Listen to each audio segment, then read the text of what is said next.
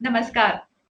हमारे YouTube channel IM पर आज एक खास मेहमान हमारे साथ जुड़ चुके हैं, वरिष्ठ पत्रकार और लेखक कृष्ण मोहन झा जी, जो प्रधानमंत्री नरेंद्र मोदी को उनके जन्मदिन पर खास तरीके से शुभकामनाएं देने वाले हैं। कृष्ण मोहन जी की लिखी किताब महानायक मोदी का 17 सितंबर को विमोचन है। इससे पहले कृष्ण मोहन जी की 5 किताबें आ चुकी हैं, जिसे पाठकों ने बेहद सराहा और प्यार दिया, जिसमें से 2015 में आई किताब यशस्वी मोदी को पाठकों का खासा प्यार मिला। आइए बात करते हैं हमारे मेहमान कृष्ण मोहन झा जी से। कृष्ण मोहन झा जी, बहुत बहुत स्वागत है आपका हमारे चैनल पे। जी धन्यवाद आपका बहुत बहुत। सर, मेरा पहला सवाल आपसे ये है, 17 सितंबर यानी हमारे प्रधानमंत्री नरेंद्र मोदी जी के जन्मदिन पर आपकी किताब का विमोचन होने वाला है। आपकी इससे पहले भी किताबें आ चुकी हैं, छठी आपकी किताब है जिसको दर्शकों ने बहुत प्यार और स्नेह दिया है। आपकी इस किताब के बारे में आप हमारे दर्शकों को बताएं। देखिए, पिछले 6 वर्षों से हम देख रहे हैं कि जो मोदी जी ने जिस ढंग से काम किया है और एक इनका विराट स्वरूप देश के सामने आया। और आप देखिए, जब भी कोई विपदा आई है, जिस ढंग से उन्होंने काम किया है, तो कहीं ना कहीं लोगों के बीच में एक महानायक की भूमिका उनकी निर्मित हुई है। मैंने 2015 में उनके ऊपर एक किताब लिखी थी, वो थी यशस्वी मोदी, क्योंकि उस समय उन्होंने यश जो है देश का यश भी बढ़ाया था और खुद यशस्वी भी हुए थे। आप देखिए कि विदेशों में जिस ढंग से हमारी चर्चा होने लगी थी, उस समय बराक ओबामा जो है उनके स्वागत में खड़े हुए थे। ऑस्ट्रेलियाई प्रधानमंत्री जो है उनका स्वागत कर रहे थे, यानी पूरे विश्व में उनके स्वागत का दौर जारी था। और जो उनके निर्णय थे, वो निर्णयों ने बता दिया था कि मोदी जी एक कुछ इतिहास रचने वाले हैं। और जब हम 6 वर्ष बाद जब देखते हैं, जब उनका कार्यकाल 6 वर्ष पूरा हो जाता है, तो देखते हैं कि उन्होंने जो बातें कही थी उसको पूरा किया, चाहे वो राम जन्मभूमि की बात हो, ट्रिपल तलाक की बात हो, अब कॉमन सिविल कोड में उनका काम चल रहा है। तो कहीं ना कहीं जो लोगों की बरसों से जो अपेक्षा थी, बरसों से जो ख्वाहिश थी कि देश को कुछ मिले, तो देश को काफी कुछ देखने को मिल रहा है। जी सर, आपकी किताब का जो शीर्षक है वो यही है, महानायक मोदी। तो जैसा अभी आपने बताया, मोदी जी की व्यक्तित्व को आप जिस रूप में देख रहे हैं, क्या यही कारण है कि आपने शीर्षक इसका आप मोदी जी को महानायक के रूप में देखते हैं? देखिए, मैं मोदी जी को 2012 से लगातार, जब वो चौथी बार मुख्यमंत्री बने थे, तब से लगातार मैं उनको देख रहा हूँ।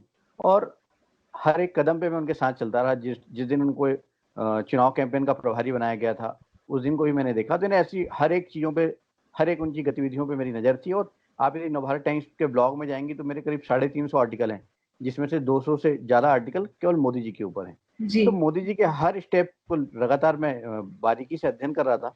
और मेरे को ये लगा कि नहीं, यदि हम बात करें आज़ादी के बाद की जो चीज़ें हैं, तो बहुत अलग परिस्थितियां थी। लेकिन जो वर्तमान परिस्थितियों में हमारा देश बिल्कुल 10 सालों में कहीं खो गया था।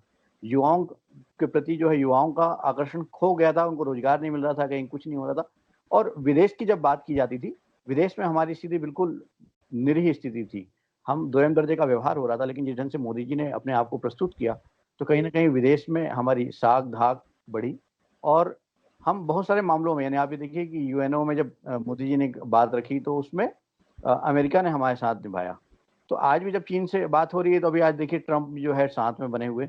तो कहीं ना कहीं मोदी ने अपने आप को एक महानायक के रूप में प्रस्तुत किया है। और खासतौर पे आप देखिए, जब चुनाव था, तो कई रिपोर्ट्स आ रही थी, वो कह रही थी कि बीजेपी रिपीट नहीं कर पाएगी। लेकिन मोदी जी ने बता दिया, जो 300 सीट का जो स्वप्न था वो पूरा कर दिया। एक बात और मैं आपके माध्यम से कहना चाहूंगा दिव्या, कि जो हम ये महानायक की जो बात कर रहे हैं, ये मैंने आज से 7 महीने पहले पूरे कर दिए थे। जब कोरोना काल नहीं था, तब मेरी किताब लगभग पूरी हो गई थी, मगर कोरोना जी। संक्रमण के कारण ये प्रकाशित नहीं हो पाई थी। तो इस किताब में जिस राम मंदिर के बारे में मैं लिख रहा था, उस समय की घटनाओं को लेकर के लिखा था मैंने। अभी उसको ऐड नहीं किया है कि राम मंदिर के का भूमि पूजन हो गया है। तो ये बहुत सारी चीजें ऐसी थी कि जो वो कर चुके थे, और उसके बाद भी बहुत सारा काम उन्होंने किया। देखिए, कोरोना संक्रमण काल में जो उन्होंने कार्य किया, तो WHO ने उनका बहुत सम्मान किया। आप देखिए कि ट्रंप ने लगातार उनको अप्रिशिएट किया। और विश्व में हमारी जो नीति थी, जिस ढंग से लॉकडाउन हुआ, निश्चित रूप से उससे आर्थिक नीति हमारी बहुत प्रभावित हुई। मगर जी। जो अप्रिसिएशन पूरे विश्व में हमको मिलता रहा। जी। जी। सर, आपकी जो 2015 की किताब थी वो थी यशस्वी मोदी। वो पाठक बहुत पसंद आई थी। तो पाठकों के और मेरे भी मन में एक सवाल यही रहेगा कि उससे क्या अलग मोदी जी की व्यक्तित्व के बारे में हमें इस महानायक मोदी में पढ़ने को मिलेगा? देखिए दिव्या, जो मेरी जो किताब है खासतौर पे लेखों का बहुत बड़ा संग्रह है। और देखिए इसमें मैंने जो लिखा है कि जो मोदी जी के सामने जो आर्थिक चुनौतियां हैं, क्योंकि विश्व में बिल्कुल आर्थिक स्थिति पूरी खराब पड़ी हुई है, जीडीपी लगातार गिर रही है, ऐसे में मोदी जी की क्या चुनौतियां हो सकती हैं। फिर विदेशी जो चुनौतियां हैं वो उस पर मैंने वो बारीकी से लिखा हुआ है। फिर कश्मीर जो है, कश्मीर और पाकिस्तान के बीच में जो चीजें चल रही है लगातार, पीओके को लेकर के लगातार जो स्थिति निर्मित हो रही है, तो उस पर मैंने कहा है। फिर कश्मीर में जो अनुच्छेद 370 को हटाया गया, उसके बाद जो एक अलग सा माहौल बना है, 1 साल हो गए हैं कश्मीर में जो अमन चैन कायम हो चुका है, तो इन सब चीजों को लेकर के मैंने लिखा है। तो यशस्वी मोदी और महानायक मोदी में बहुत अंतर है। इन 5 सालों के कार्यकाल में जो मोदी जी ने कल्पना किया था, जो चीज को सोचा था, उसको मूर्त रूप दिया, साकार किया, तो उस समय उनको यश की प्राप्ति हुई थी। लेकिन अब ये लोगों के लिए महानायक साबित हो गए हैं। यानी आप देखेंगे कि भारत के इतिहास में कोई ऐसा राजनेता नहीं हुआ है। और एक अच्छी बड़ी बात यह है कि विपक्ष के वो पहले एकमात्र ऐसे नेता हैं जो लगातार 6 साल मुख्यमंत्री रहने का उन्होंने रिकॉर्ड अर्जित किया हुआ है।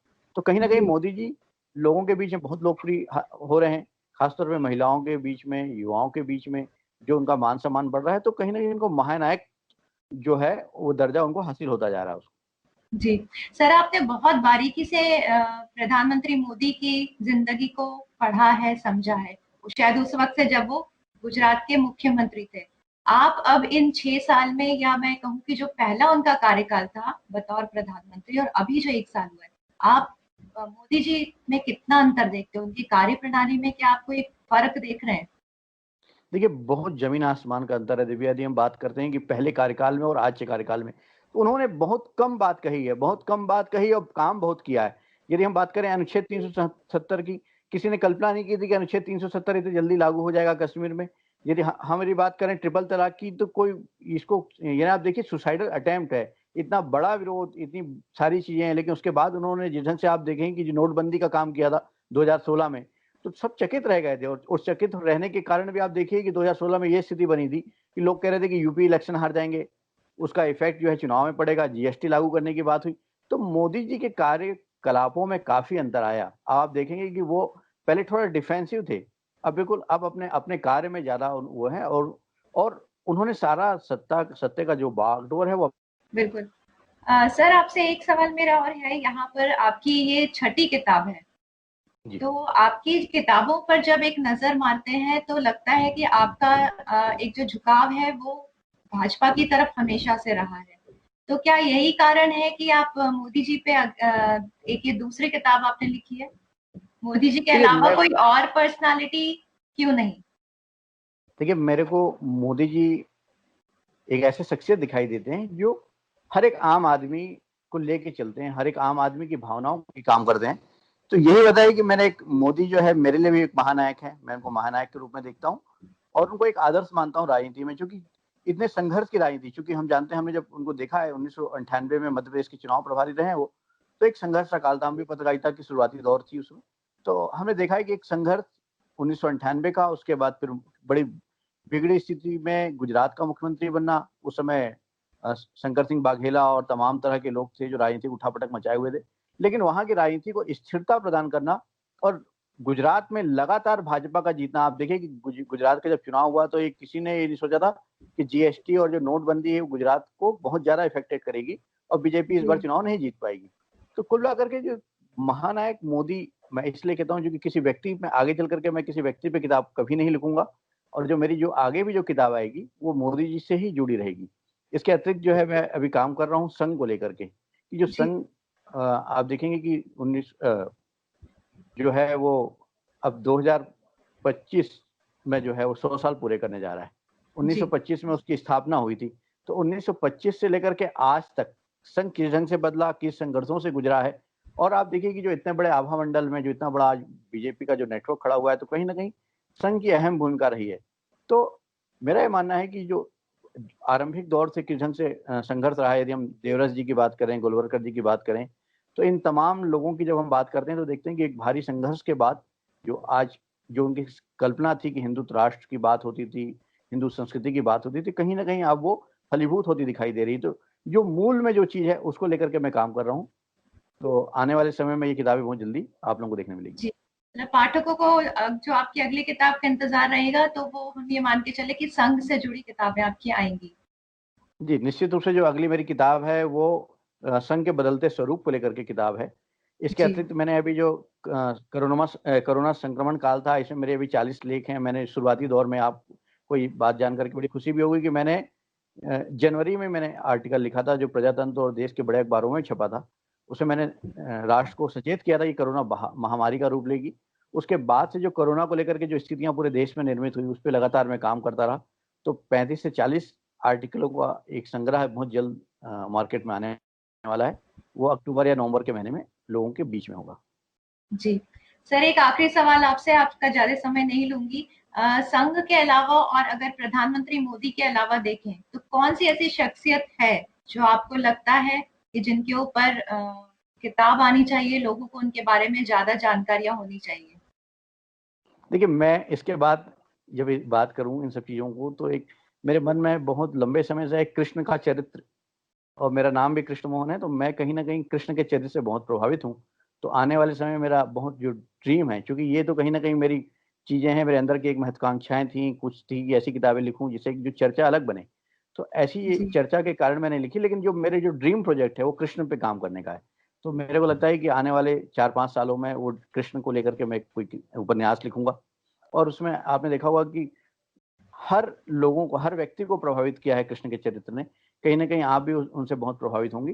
तो ऐसा जी। कोई व्यक्ति ना हो जो कृष्ण से प्रभावित ना हो। तो मेरा ये प्रयास रहेगा कि कृष्ण के चरित्र को लेकर के कोई एक अच्छा उपन्यास में तैयार करूं। कोई और राजनीतिक व्यक्तित्व जिन पर आप लिखना चाहेंगे, या कोई देखिए सामाजिक व्यक्तित्व? देखिए मैं सतत लेखन करना चाहता हूं, लेकिन आज जो राजनीतिक दौर पे मोदी जी के बाद ऐसा कोई शख्सियत मेरे को दिखाई नहीं देती कि जिसपे अभी फिलहाल काम करने की जरूरत है। क्योंकि मोदी जी ने जो मेरी नज़रों में, केवल क्योंकि आप समझ सकते हैं कि क्योंकि मैंने उनको अपने अंदर महसूस किया है, उनको महसूस करने के बाद मैं लिख रहा हूँ। तो अभी आज की वर्तमान राजनीति में बात करें तो मैंने शिवराज जी पे भी एक किताब पहले लिखी थी 2015 में। और उनके एक अच्छे, बहुत मैं उनका बड़ा आलोचक भी रहा हूँ, शिवराज जी की मैंने बहुत आलोचना की है। जब जब उनकी बड़ी चीज़ें रहीं तो मैंने उनको आईना भी दिखाया है, लेकिन मेरे को उनके कुछ ऐसे कार्य अच्छे लगे थे जो बहुत मेरे को प्रभावित किए थे। वो खासतौर पे जब गरीब बच्चियों को गोद लेकर के उनको पढ़ाना, उनका कन्यादान करना। और एक और जी। बात है उनमें और मेरे में, एक समानता ये है कि मैं भी नर्मदा जी के तट का रहने वाला हूँ। नर्मदा जी को मैं अपनी माँ कहता हूँ। साक्षात मैंने माँ के दर्शन किए हैं। और शिवराज जी भी नर्मदा जी को अपनी माँ कहते हैं। तो मैंने जो शिवराज वाली जो किताब भी लिखी थी वो भी मैंने नर्मदा जी को समर्पित की थी।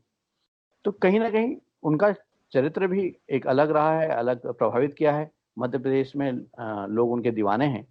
पाँव पाँव वाले भैया के रूप में जाने जाते हैं, बच्चों के मामा के रूप में जाने जाते हैं, बहनों के भाई के रूप में जाने जाते हैं।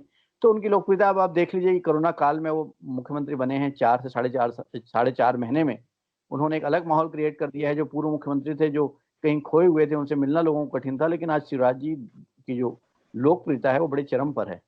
तो जी।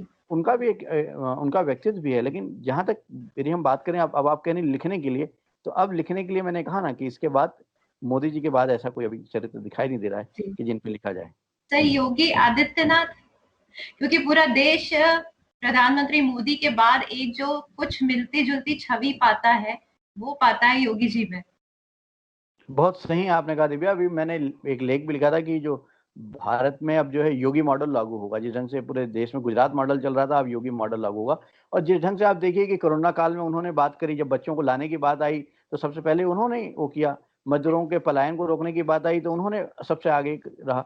तो और आप देखिए कि उनमें आप कभी आपको ढोंग दिखाई नहीं दिया, कोई राजनीतिक बिल्कुल। ढोंग या स्वांग उन्हें रचते हुए नहीं दिखाई दिया।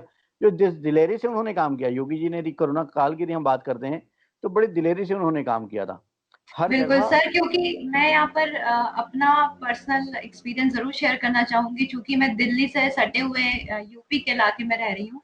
यहाँ पर सभी लोगों का यही मानना है कि चाहे कोरोना कोविड वाला जो सीन हो, या इससे जस्ट पहले जो एनआरसी को लेके यहाँ पर विद्रोह शुरू हुआ था, यूपी जैसे बड़े स्टेट में किसी ने उम्मीद नहीं करी थी जिस तरीके से इन दोनों विपदाओं को यहाँ पर संभाला गया है।